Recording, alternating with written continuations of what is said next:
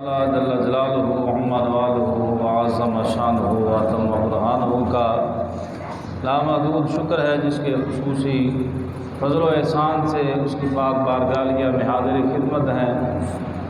دعا ہے کہ اللہ تبارک و تعالی جل جلالہ اسی طرح اسلام والی سلامتی، ایمان والی موت عطا فرمائے۔ گرامی قدر احباب، ماہ ربیع الثانی کے بعد قمری اسلامی 5واں مہینہ جمادی الاولیٰ یا جمادی الاول کہتے ہیں اس کو، آج اس کی پہلی تاریخ ہے۔ یہ وہ ماہ مکرم ہے جس کے اندر بہت سارے واقعات رونما ہوئے، جس میں سب سے پہلے یہ ہے کہ اسی ماہ مکرم میں نبی اکرم نور مجسم شفیع معظم تاجدار عرب و عجم حضور سرکار مدینہ سرور قلب و سینہ احمد مصطفیٰ جناب محمد مصطفیٰ علیہ تحیت و ثناء کا نکاح پاک ہوا حضرت ام المومنین حضرت سیدہ خدیجہ الکبریٰ رضی اللہ تعالی عنہ ام المومنین کے ساتھ۔ اسی طرح اسی ماہ مکرم کی 17 تاریخ کو حضرت عبداللہ بن زبیر رضی اللہ تعالیٰ عنہ آپ کا یوم شہادت ہے۔ یہ حضرت عبداللہ بن زبیر رضی اللہ تعالیٰ عنہ یہ سیدنا ابو بکر صدیق رضی اللہ تعالیٰ عنہ کے نواسے ہیں، اور ان کے والد گرامی کا نام حضرت زبیر بن عوام رضی اللہ تعالیٰ عنہ ہے، اور ان کی والدہ کا نام حضرت اسماء بنت ابی بکر رضی اللہ تعالیٰ عنہ۔ 17 تاریخ کو ان کا یوم شہادت ہے، اور اسی طرح 27 تاریخ کو یہ یوم وصال ہے حضرت اسماء بنت ابی بکر رضی اللہ تعالیٰ عنہ کا۔ صرف 10 سال کے بعد ان کی والدہ ماجدہ کا بھی انتقال قرآنوار ہو گیا اسی ماہ مکرم میں۔ اسی ماہ مکرم کی جمادی الاول کی 2 تاریخ کو یعنی کل، آج یکم ہے اور کل اعلیٰ حضرت مجدد دین و ملت شاہ امام احمد رضا خان رحمۃ اللہ تعالیٰ علیہ، ان کے دادا جان حضرت مولانا رضا علی خان رحمۃ اللہ تعالیٰ علیہ، آپ کا یوم وصال ہے 1286 ہجری میں۔ 7 جمادی الاول کو عرس پاک ہوتا ہے اسی ماہ مکرم میں۔ حضرت شاہ رکن عالم رحمۃ اللہ علیہ ملتان شریف، یہ پوتے ہیں حضرت شیخ غوث بہاؤ الدین زکریہ ملتانی رحمۃ اللہ علیہ کے، جن کے مزارات جو ہیں وہ قریب ہی ہیں۔ اسی طرح اسی ماہ مکرم کی 17 تاریخ کو شہزادہ اعلیٰ حضرت حجت الاسلام مفتی اعظم مولانا محمد حامد رضا خان رحمۃ اللہ تعالیٰ علیہ، آپ کا بھی یوم وصال اسی ماہ مکرم میں ہوا۔ اور 8 ہجری کو اسی ماہ مکرم میں جنگ موتا، یہ رومیوں کے خلاف جنگ ہوئی۔ 3000 مسلمان تھے اور ادھر سے 2 لاکھ کی فوج تھی مخالفین کی، ان کے ساتھ جہاد ہوا، اور اس میں تقریباً 12 صحابہ اکرام رضوان اللہ علیہ مجمعین شہید ہوئے، اور جن میں صف اول کے صحابی حضرت سیدنا جعفر بن طیار، یہ آقا علیہ السلام کے چچا زاد بھائی ہیں، حضرت مولا علی رضی اللہ تعالیٰ عنہ کے سگے بھائی ہیں جعفر طیار رضی اللہ تعالیٰ عنہ، اور اسی طرح حضرت زید بن حارثہ رضی اللہ تعالیٰ عنہ، نبی کریم علیہ السلام کے منہ بولے بیٹے، اور شاعر بارگاہ مصطفیٰ صلی اللہ علیہ وسلم حضرت عبداللہ بن رواحہ رضی اللہ تعالیٰ عنہ، ان کا یوم شہادت ہے اسی ماہ مکرم میں۔ گرامی قدر احباب، آج اسی حوالے سے یہ چند واقعات ہوئے اس ماہ مکرم میں، عنوان جو ہے آیت طیبہ کے تحت سابقوا الخیرات، اللہ رب العزت نے ارشاد فرمایا نیکیوں میں سبقت اختیار کرو، نیکیوں میں آگے بڑھو، نیکیوں میں آگے بڑھنے کا جذبہ صحابہ اکرام رضوان اللہ علیہ مجمعین کی زندگیوں میں ہمیں نظر آتا ہے۔ آج ہم بدقسمتی سے دنیا میں آگے بڑھنے کی کوشش کرتے ہیں اور دنیا بنانے کی کوشش کرتے ہیں، آگے آگے چلتے جائیں، لاکھ ہے تو کئی لاکھ ہو جائیں، کروڑ ہے تو کئی کروڑ ہو جائیں، ایک پلاٹ ہے تو کئی پلاٹ ہو جائیں، ایک مکان ہے تو کئی مکان ہو جائیں، ایک بھائی امیر ہے تو پھر دوسرا جو ہے اس سے امیر بننے کی کوشش کرتا ہے۔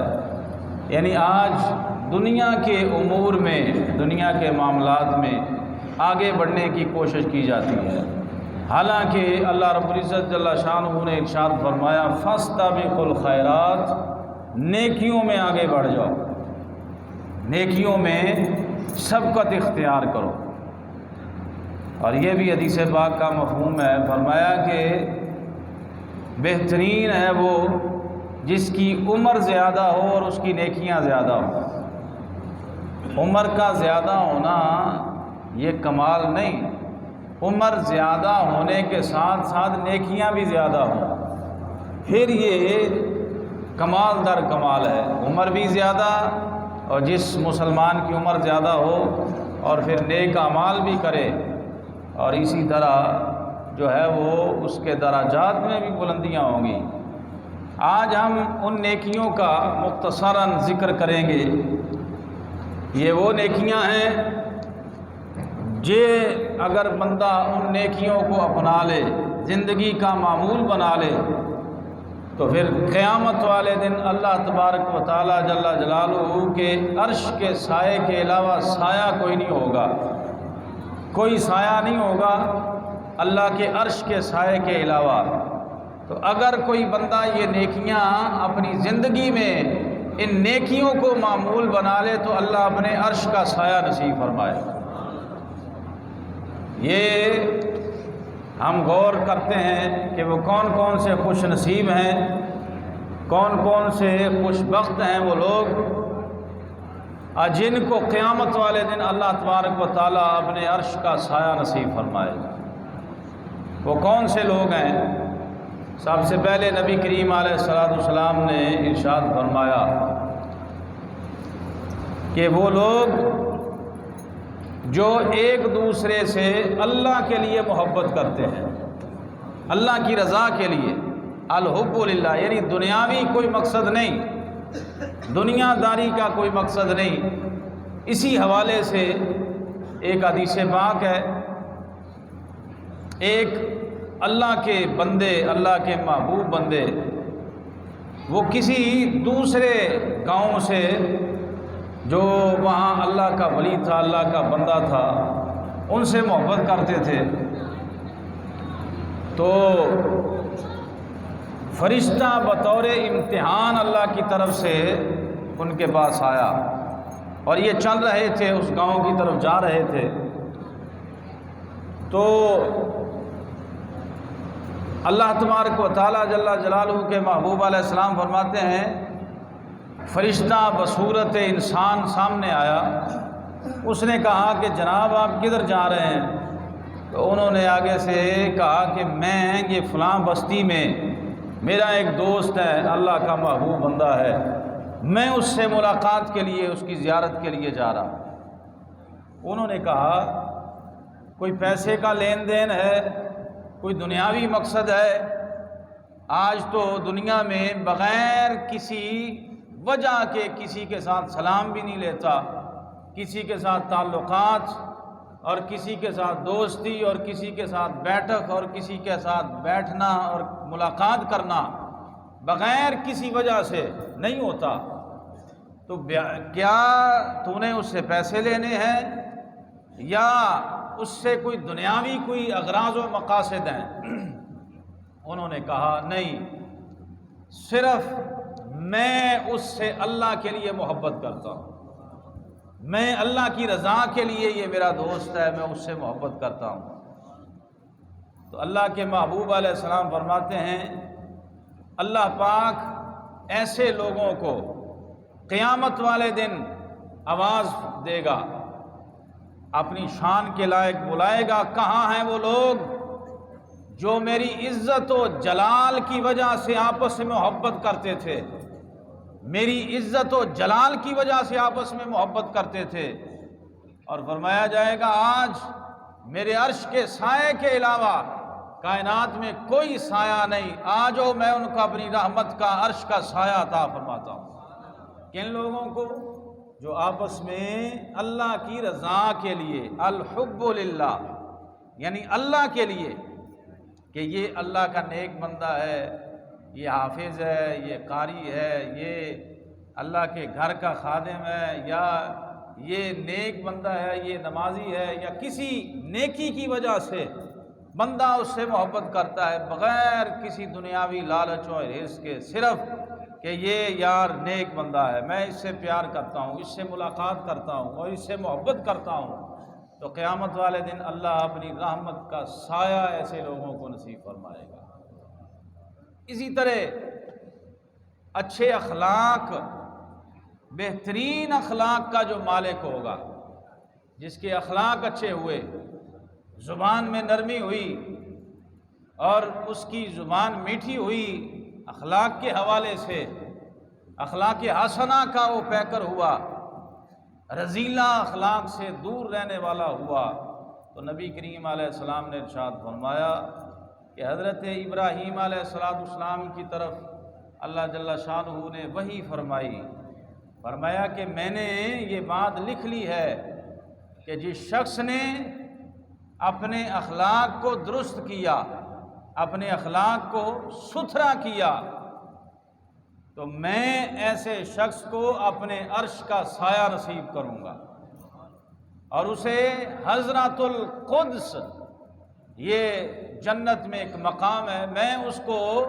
اس سے سیراب کروں گا کہ جو اخلاق حسنہ دنیا میں جس نے اپنے اخلاق کو درست کیا ہو، جس کی زبان سے لوگوں کو تکلیف نہ پہنچتی ہو، ایذا نہ پہنچتی ہو۔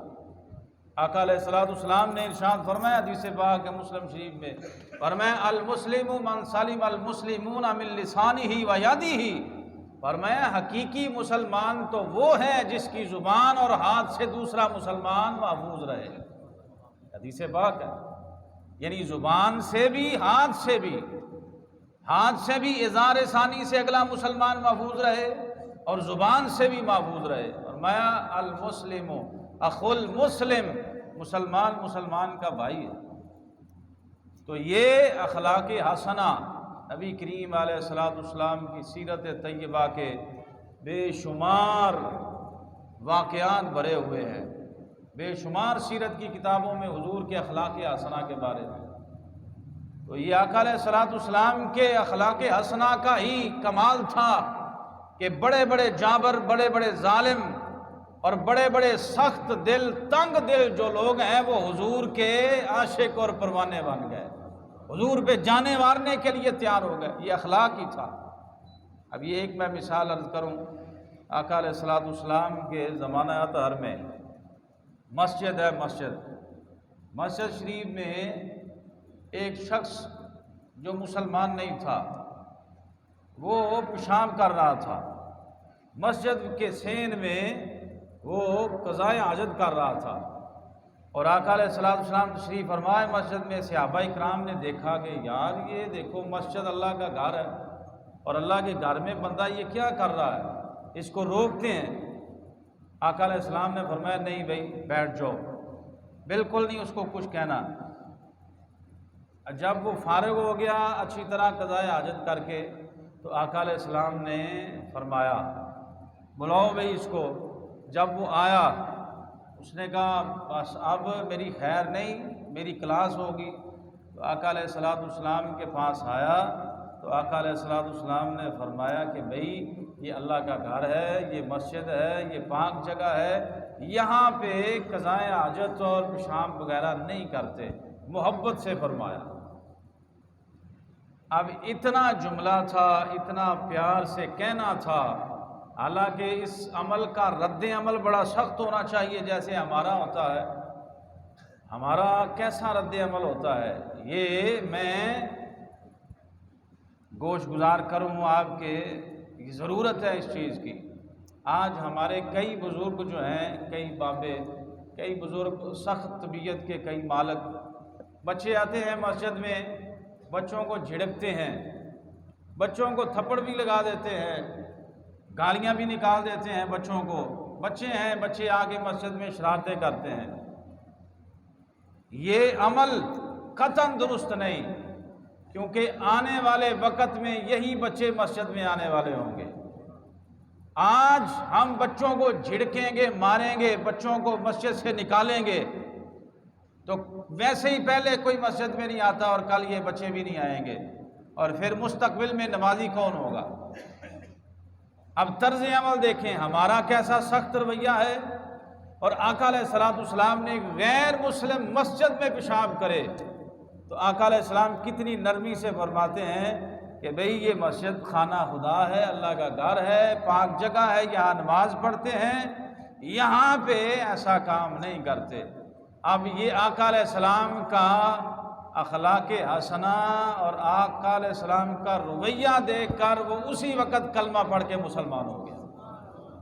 اب اندازہ لگائیں اس کے برعکس یہ ہوتا کہ وہ پیشاب کر رہا ہوتا تو جا کے تھپڑ مار دیتے، اس کو پکڑ کے لمبا ڈال دیتے، مارتے، تو کیا خیال ہے؟ وہ اس نے اسلام قبول کرنا تھا، اس نے کہنا تھا یہ تو بڑا سخت مذہب ہے، اس میں تو یہ ہے۔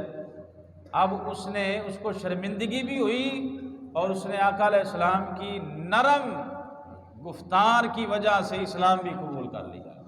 تو یہ ہے اخلاق حسنہ۔ آقا علیہ السلام نے فرمایا کہ جس نے اپنے اخلاق درست کر لیے، اللہ اس بندے کو بھی قیامت والے دن اپنے عرش کا سایہ نصیب فرمائے گا۔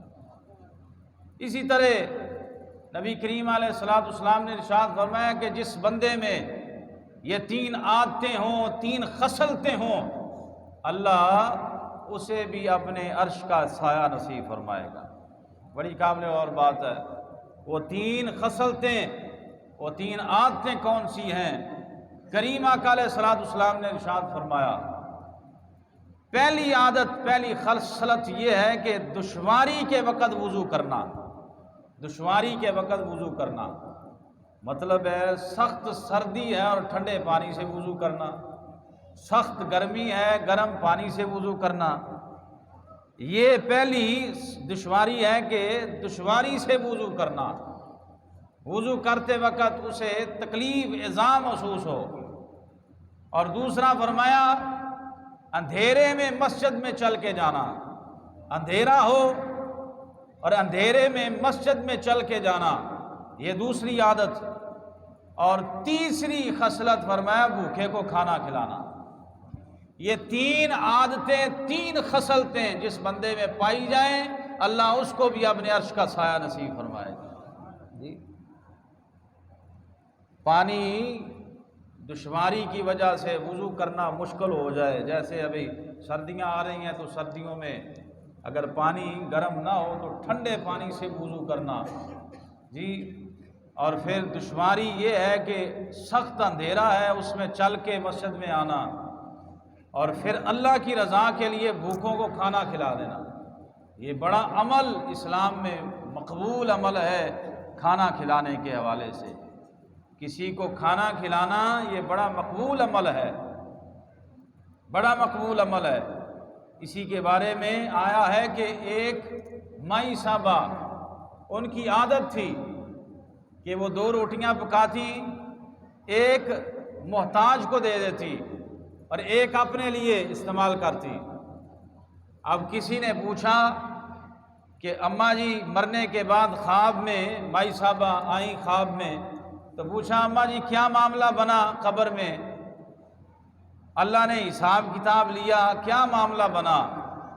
نیک تھی، بزرگ تھی، باقی انہوں نے کہا کہ نمازیں اور وہ اعمال خیر اپنی جگہ پہ، جو میں اللہ کی رضا کے لیے روٹی کھلاتی رہی ہوں، اللہ نے اس کی برکت سے میری بخشش فرما دی ہے، ایک روٹی نے مجھے بخشوا لیا ہے۔ تو کھانا کھلانا یہ اسلام میں بڑا بہترین اور مستحسن عمل ہے۔ اسی طرح تاجدار کائنات فخر موجودات صلی اللہ تعالیٰ علیہ وسلم نے ارشاد فرمایا کہ اللہ اسے اپنے عرش کا سایہ نصیب کرے گا۔ وہ کون شخص ہے جو تنگ دست بندے کو مہلت دے اور ناسمجھ بندے کے ساتھ تعاون کرے۔ ایک ناسمجھ بندہ ہے، بیوقوف بندہ ہے، اسے عقل نہیں، لیکن اس کے ساتھ تعاون کرتا ہے۔ اور آقا علیہ السلام نے فرمایا کہ تنگ دست بندہ ہے، اور تنگ دستی کی وجہ سے اس نے قرضہ لے لیا، اور پھر قرض خواہ جو ہے اس کو مہلت دے، بالکل تاریخ پہ پیسے نہیں دے سکا، تو آقا علیہ السلام نے فرمایا کہ اس کو مہلت دے، یہ بندہ بھی اللہ کے عرش کے سائے کے نیچے ہوگا۔ اور یہاں تک قرآن میں تو یہ فرمایا گیا کہ یہ جو قرض ہے، اگر قرض معاف کر دے تو یہ اس کے لیے سب سے بہتر ہے، یہ سب سے بہتر ہے۔ تو لہذا تنگ دست کو اس کی تنگ دستی کے سبب مہلت دینا اور ناسمجھ کو اس کے ساتھ تعاون کرنا، یہ بھی اللہ کے عرش کے سائے کو حاصل کرنے کا ایک ذریعہ ہے۔ اسی طرح آقا کریم علیہ الصلوۃ والسلام نے ارشاد فرمایا، حرام چیزوں سے بچتے رہنا اور اللہ کی راہ میں پہرا دینا۔ اس سے مراد یہ ہے کہ اللہ کی حرام کردہ اشیاء سے اپنے آپ کو بچا کے رکھنا، اور اللہ کی راہ میں پہرا دینا، تو اس سے مراد یہ جو آنکھیں اللہ نے عطا فرمائی ہیں، ان آنکھوں کو اللہ کے بتائے ہوئے طریقوں کے مطابق استعمال کرنا، یہ پہرا ہے کہ ان کا پہرا صحیح رکھے گا تو اللہ قیامت والے دن اسے اپنی رحمت کا عرش کا سایہ نصیب فرمائے گا۔ گرامی قدر احباب، اب انہی باتوں میں یہ 3-4 باتیں تو اس کے اندر آ گئیں۔ بطور خاص حضرت سیدنا سلیمان فارسی رضی اللہ تعالیٰ آقا علیہ السلام کے صحابی ہے، یہ روایت کرتے ہیں بطور خاص، یہ علیحدہ علیحدہ مختلف حدیث کی کتب سے، لیکن ایک ہی حدیث میں 7 بندوں کا ذکر ہے۔ 7 بندے جو ہیں اللہ کے عرش کے سائے کے نیچے ہوں گے، جبکہ اس دن کوئی سایہ نہیں ہوگا، وہاں اس دن کوئی سایہ نہیں ہوگا میدان محشر میں اللہ کے عرش کے سائے کے علاوہ۔ اس سائے میں 7 افراد کھڑے ہوں گے، ان میں 7 افراد میں سب سے پہلا جو بندہ ہے، آقا علیہ السلام نے فرمایا امام عادل، عادل بادشاہ، یعنی انصاف کرنے والا حکمران جو ہوگا، امام عادل، عدل کرنے والا حاکم، عدل کرنے والا حکمران، وہ اللہ کے عرش کے سائے کے نیچے کھڑا ہوگا۔ اس میں دوسرے نمبر پہ آقا علیہ السلام نے ارشاد فرمایا شباب النشا فی عباد اللہ، وہ جوان جس کی جوانی اللہ کی عبادت میں گزر گئی، وہ جوان جس کی جوانی اس کو تنگ تو کرتی تھی، لیکن اس نے اپنی جوانی کو لگامیں ڈالی اور اپنے نفس امارہ کو مار دیا اور اللہ کی اطاعت کو سامنے رکھا، اللہ کے محبوب کی سنت کو سامنے رکھا، یہ نوجوان بھی قیامت والے دن اللہ کی رحمت کے سائے میں کھڑا ہوگا۔ جی تو یہ خاص کر کے جوانوں کے لیے در جوانی توبہ کردن شیوائے پیغمبری، وقت پیری گرگ ظالم می شود پرہیزگار۔ شیخ سعدی فرماتے ہیں کہ جوانی میں توبہ کرنا یہ نبیوں کا طریقہ ہے، بوڑھا ہو کے تو بھیڑیا بھی شکار چھوڑ ہی دیتا ہے، جی بوڑھا ہو کے بھیڑیا بھی شکار چھوڑ دیتا ہے۔ تو جوانی جب تنگ کرے، شیطانی وسوسات جب تنگ کریں، تو ان حالات میں بندہ اپنے آپ کو اللہ اور اس کے رسول کی اطاعت میں لگائے تو فرمایا کہ جس نے جوانی شباب النشاء فی عباد اللہ، جس کی جوانی اللہ کی عبادت میں گزر گئی، وہ اللہ کے عرش کے سائے کے نیچے کھڑا ہوگا، اللہ کے عرش کے سائے کے نیچے کھڑا ہوگا۔ نوجوان گرامی قدر احباب، بڑے بڑے نوجوان گزرے۔ حضرت سیدنا فاروق اعظم رضی اللہ تعالیٰ عنہ، آپ کے زمانے میں ایک نوجوان تھا، بڑی قابل اور بات ہے، نوجوان تھا اور اس کا کسی غیر محرم عورت کے ساتھ تعلق ہو گیا جو اس کے لیے جائز نہیں تھا۔ اب یہ صورتحال اس کی یہ تھی کہ خواہشات نفسانی کے مارے اپنے نفس کے ہاتھوں مجبور ایک دن سرے راہ اس عورت کو کھڑا کر لیا جس سے یہ عشق کرتا تھا۔ تو اس نے کہا بی بی میں تیری ہر خواہش پوری کروں گا، میں تیرے ساتھ محبت کرتا ہوں، پیار کرتا ہوں۔ وہ بی بی بھی کوئی دنیا دار نہیں تھی، وہ اللہ کی ولیہ نیک صالح تھی۔ اس نے کہا میں تیری ہر شرط ماننے کے لیے تیار ہوں، ایک کام کر لے، ایک شرط ہے۔ اس نے کہا ہزاروں شرطیں مانوں گا۔ اس نے کہا ایک شرط مان لے۔ کہا کیا؟ کہا کہ 40 دن فاروق اعظم کے پیچھے با جماعت نماز ادا کر لیں۔ حضرت امیر المومنین خلیفہ ثانی ان کے پیچھے 40 نمازیں با جماعت تکبیر اولیٰ کے ساتھ ادا کر لے، اور 41ویں نماز جب ہوگی میں یہاں ہی کھڑی تجھے ملوں گی، میں یہاں کھڑی ہوں گی، 40 نمازیں پوری کر کے آ جا۔ اب جیسے ہی 40 نمازیں ہو گئیں، حسب وعدہ وہ بی بی جو ہے وہ اسی چوک میں کھڑی ہوئی تھی، اور یہ بندہ جو 40 نمازوں سے پہلے معاشقہ اور عشق کے بھوت اس کے سر پہ سوار تھے، یہ نگاہیں جھکائے گزر رہا تھا۔ اس نے دیکھا بھی نہیں بی بی کو، عورت کی طرف التفات نہیں کی، توجہ نہیں کی، یہ گزر رہا ہے نظر جھکا کے۔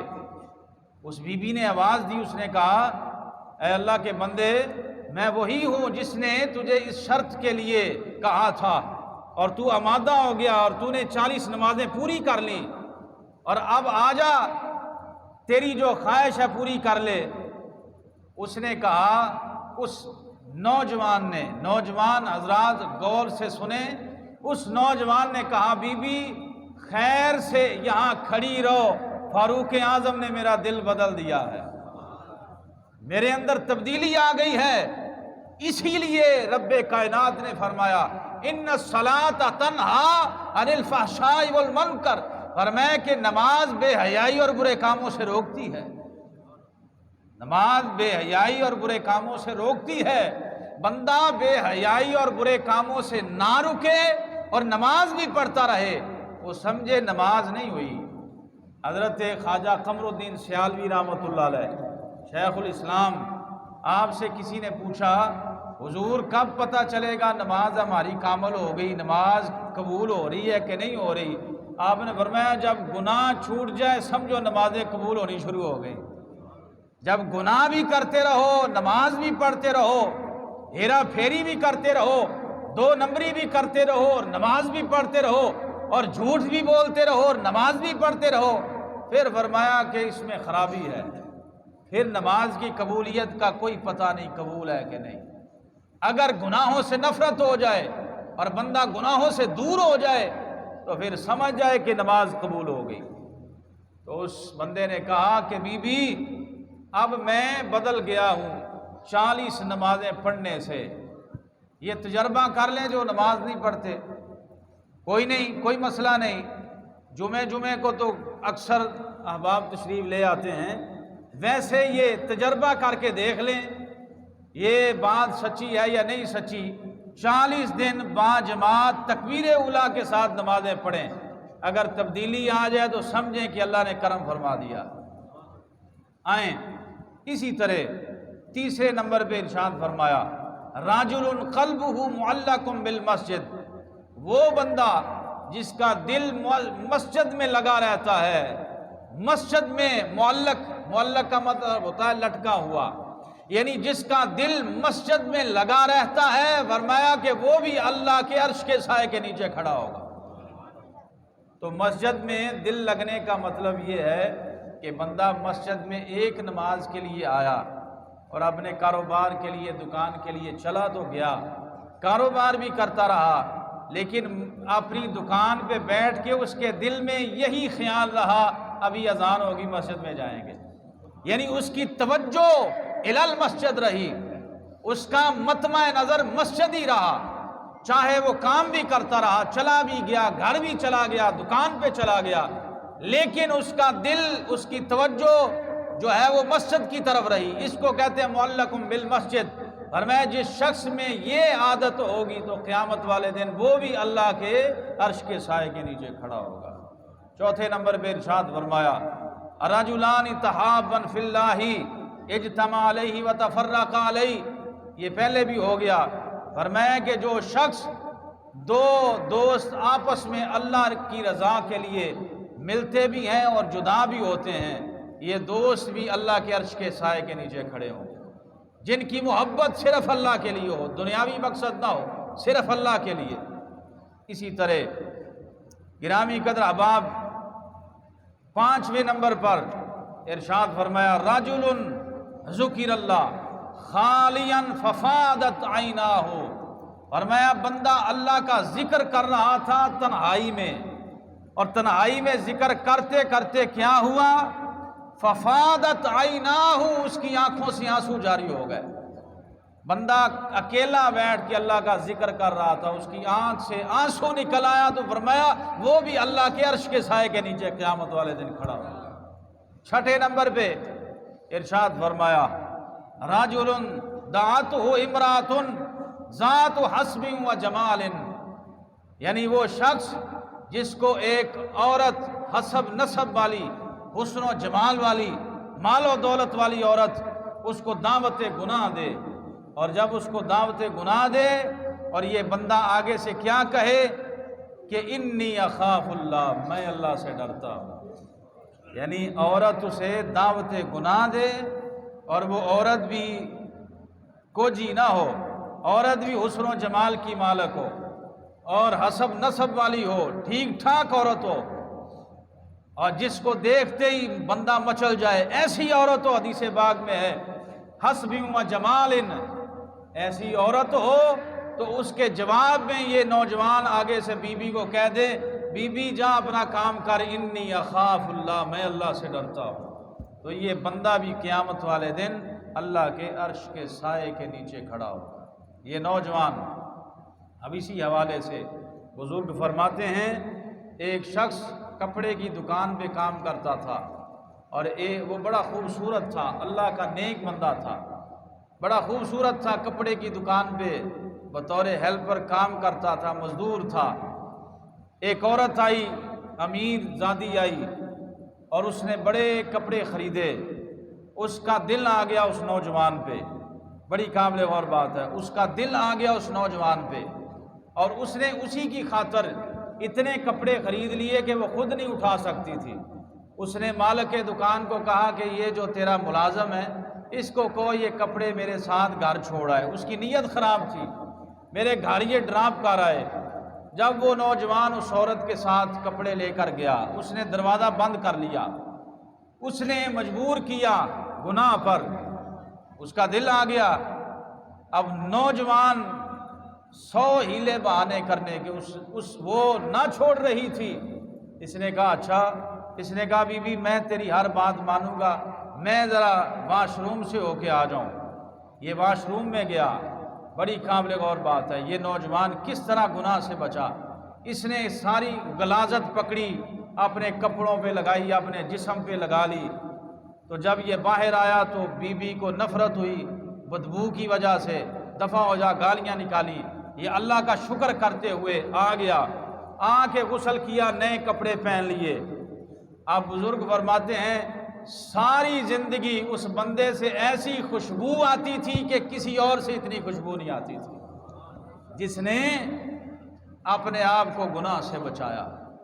جی یہ ہے گناہ کی دعوت دینے والے جو ہے اسباب، ان کو ترک کرنے کا اللہ اجر دنیا میں کیا عطا کرتا ہے۔ اسی طرح آخری بات آقا کریم علیہ السلام نے ارشاد فرمایا رجل تصدق بصدقۃ فاخفاها حتی لا تعلم شمالہ ما تنفق یمینہ، فرمایا کہ بندہ صدقہ اتنا چھپ کے کرے، وہ بندہ جو اتنا چھپ کے صدقہ کرے کہ اس کے دائیں ہاتھ نے دیا ہے بائیں کو پتہ ہی نہیں کیا دیا ہے، وہ بندہ بھی قیامت والے دن اللہ کے عرش کے سائے کے نیچے کھڑا ہوگا۔ معذرت کے ساتھ بندہ آج کل تو ہم خیرات کرتے ہیں تو وہ تصویر لگا کے ہی خیرات کرتے ہیں، آج کل تو کوئی سیٹ توڑا آٹے کا کسی غریب کو دے تو وہ تصویر لگا کے لو جی یہ راشن تقسیم کر رہے ہیں حاجی صاحب، یہ ہو رہا ہے یہ ہو رہا ہے۔ تو آقا علیہ السلام نے فرمایا کہ صدقہ ایسا کرنے والا شخص اتنا چھپ کے صدقہ کرے کہ اس کے دائیں ہاتھ نے دیا ہے اور بائیں کو پتہ نہیں کیا دیا ہے، یعنی اتنا چھپ کے کسی کو خبر ہی نہ ہو جی۔ تو کتنا چھپ کے صدقہ، حضرت امام زین العابدین رضی اللہ تعالیٰ عنہ جب آپ کا وصال پرانوار ہوا تو غسل دیا گیا تو آپ کی کمر پر نشانات تھے، لوگوں نے کہا یہ کس چیز کے نشان ہیں؟ تو پتہ چلا کہ یہ جو آدھی رات کو اپنی کمر پہ یہ راشن کا توڑا رکھ کے غریبوں کے گھر میں پھینک کے آتے تھے، وہ کوئی اور نہیں تھا، امام زین العابدین ہی تھے۔ یہ ہے اصل صدقہ کہ کسی کو خبر ہی نہ ہو کہ اس نے اللہ کے لیے دیا ہے۔